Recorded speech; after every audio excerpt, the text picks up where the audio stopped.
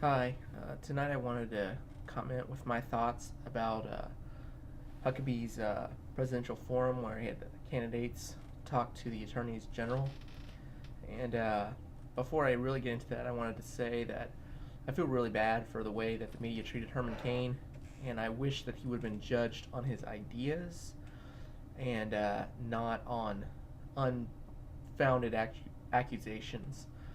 I was a big Herman Cain supporter until the 999 plan came out, and my family's been hit hard by the economic times, and I realized that 999 would be a pretty big tax hike on our family.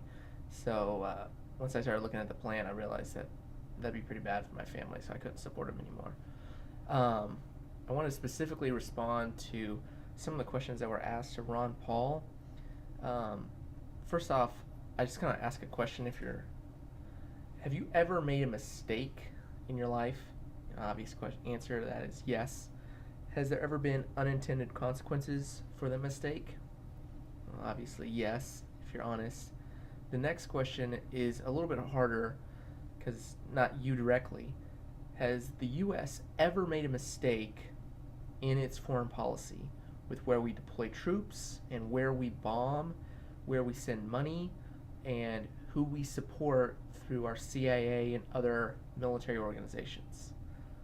Now, if you say yes to that, if you say like, yeah, we've made a mistake with our foreign policy in the past, well, the next question: has there ever been any unintended consequences for the mistakes that we've made?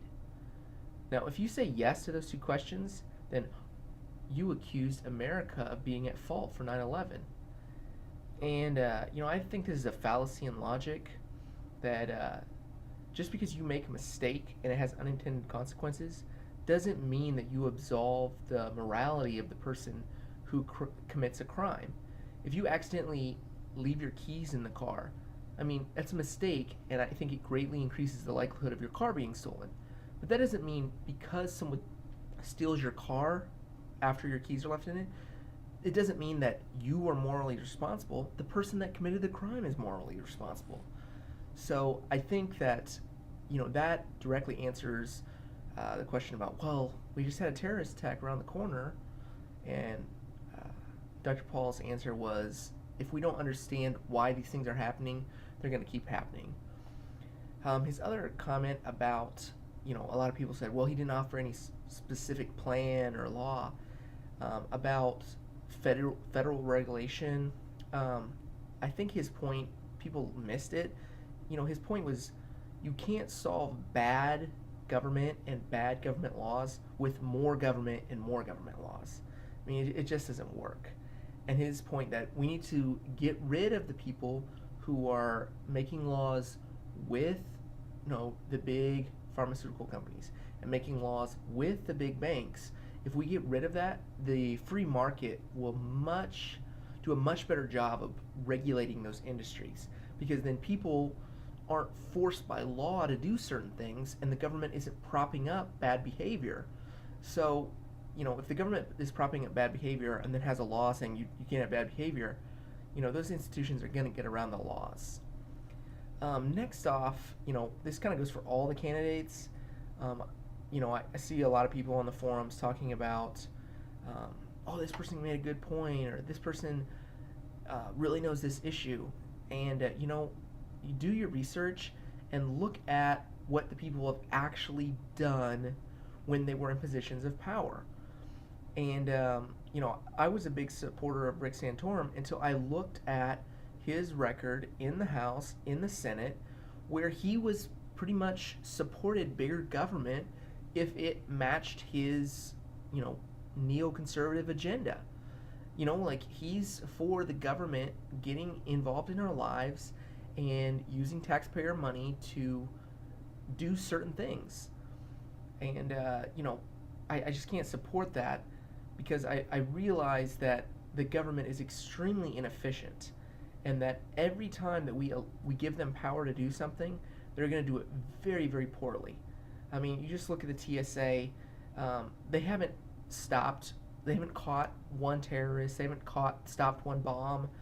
And all the 9/11 terrorists made it through airport security. And I talked to one of my buddies who's a Marine, and he was saying like, if they put one Marine on every flight in between first class and the cockpit, just put an armed Marine there, no one would ever take the plane. Because see, the Marine, he is incentivized, or he has the incentive to make sure that he survives and everyone on the plane survives. He's not going to let someone take the plane. Well, he's not going to let someone blow up the plane. And but the government, when it gets involved, it doesn't have the incentive to actually do things right. It has the incentive to follow its government regulations. So, we have like I think it's 30,000 flights a day in America. We could station 30,000 Marines on each plane around the world. I think it'd be much better use of our money than having the TSA and patting down grandma, looking in her diaper for bombs. It's just silliness. Um, I, I don't have much else to say about the forum. I really liked it.